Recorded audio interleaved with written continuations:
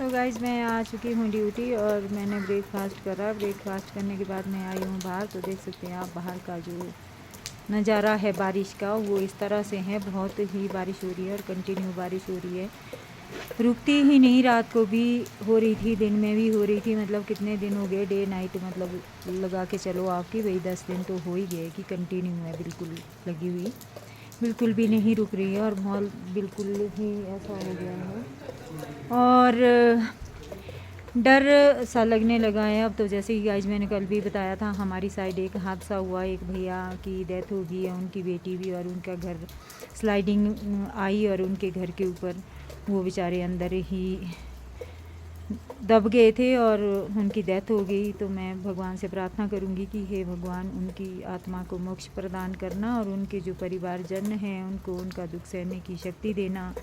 बेचारी उनकी वाइफ थी जो मतलब अलग कहीं पे गई हुई थी, अलग से मतलब किसी अलग कमरे में सोई हुई थी और वो बच गई है। और पति और बेटी, एक ही बेटी थी उनकी डेथ हो गई है। और बहुत ही भयानक ये जो मंजर है, बहुत ही भयानक है। लेकिन गाइज मुझे एक बात और आप लोगों से शेयर करनी थी कि मेरी एक जानने वाली है ना, उसने मुझे कॉल किया कि मुझे शिमला में कहीं रूम चाहिए। तो मैंने उससे कहा कि क्यों ऐसी बारिश में तुझे क्यों रूम शिफ्ट करना है। तो उसने मुझसे कहा कि अगर कहीं है आपके जानने वाले कोई किसी का रूम खाली है तो प्लीज़ मुझे रूम दिला दो। मेरे जो मकान मालिक है, किसी कारण से मैं इस मंथ जो है, पिछले मंथ का किराया नहीं दे पाई और मैं यहाँ पे 6 सालों से रह रही थी।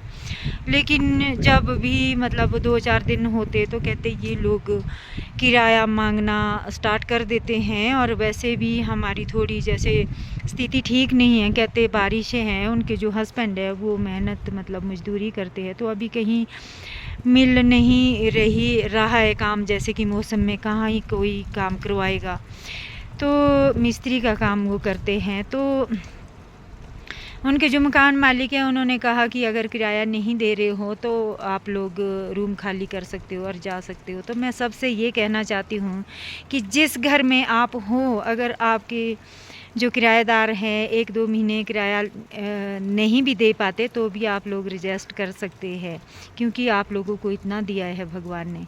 और फिर भी इतना कुछ हादसे होने के बाद भी इंसान को इतनी भूख है। तो मतलब मैं यही कहती हूँ कि जो आप कर्म कर रहे हो, जो बीज बो रहे हो, वापस आप ही के घर में उगने वाले हैं।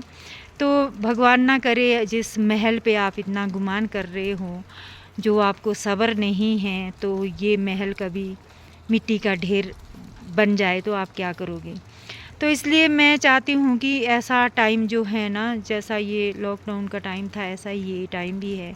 इतनी बरसातें, इतनी आंधी तूफान, इतने गांव के गांव उजड़ चुके हैं, फिर भी पेशेंस नहीं है लोगों को। तो मैं सभी से विनती करती हूँ कि प्लीज़ आप थोड़ा पेशेंस रखें और लोगों को परेशान ना करें। 1-2 महीने अगर वो लोग किराया नहीं दे पा रहे तो धीरे धीरे करके दे देंगे, लेकिन इस तरह से किसी को परेशान करना मेरे हिसाब से तो अच्छा नहीं है।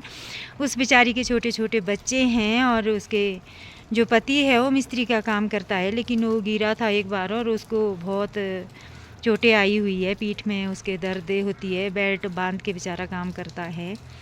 तो किसी कारण से 2-3 महीने से बारिशें ज़्यादा हो रही है तो कहीं पे काम नहीं मिला होगा, नहीं कर पा रहा होगा। तो एक ही तो अभी 10-15 दिन ही तो गए हैं, तो इतना भी क्या मतलब मैं नाम नहीं लूँगी उस जगह का, और ना ही मैं उस लेडीज़ का नाम लूँगी क्योंकि उसको दिक्कत हो सकती है। तो लेकिन फिर भी मैं प्रार्थना करती हूँ कि इस तरह का बिहेवियर ना करे। तो सभी के लिए मैं ये बोलती हूँ कि पेशेंस रखें। हेल्प नहीं कर सकते किसी की तो परेशानी तो मत बढ़ाइए किसी की, क्योंकि जो लोग ईमानदार होते हैं वो उनको टेंशन होती है और वो पैसे नहीं खाते किसी के भी। और इतना तो मैं जानती हूँ कि वो लोग बहुत ईमानदार है, लेकिन किसी कारण से प्रॉब्लम हो गई होगी तो थोड़ा पेशेंस रखें। तो गाइज नेक्स्ट वीडियो में मिलते हैं। और हमारे आज गेस्ट आने वाले हैं, तो गेस्ट जो हमारे पास आज 12-13 रूम हैं, तो हम करते हैं उनकी तैयारियां। मिलते हैं नेक्स्ट ब्लॉग में, तब तक मुझे दीजिए इजाज़त। मेरी किसी बात का अगर बुरा लगा हो तो मुझे माफ़ कर देना, और लेकिन फिर भी मैं विनती ज़रूर करूँगी आप लोगों से कि कर भला हो भला, कर बुरा हो बुरा, तो अच्छा करें। और नेकी का फल हमेशा नेकी होता है, और बुराई तो कभी अच्छी हुई नहीं है, और ना किसी का भला हुआ बुरा करके। तो इसलिए मैं सबसे विनती करती हूँ कि अपना अपना ध्यान रखें, और किसी को अगर हेल्प की ज़रूरत है तो हेल्प करें। बाकी जय श्री राम, हर हर महादेव।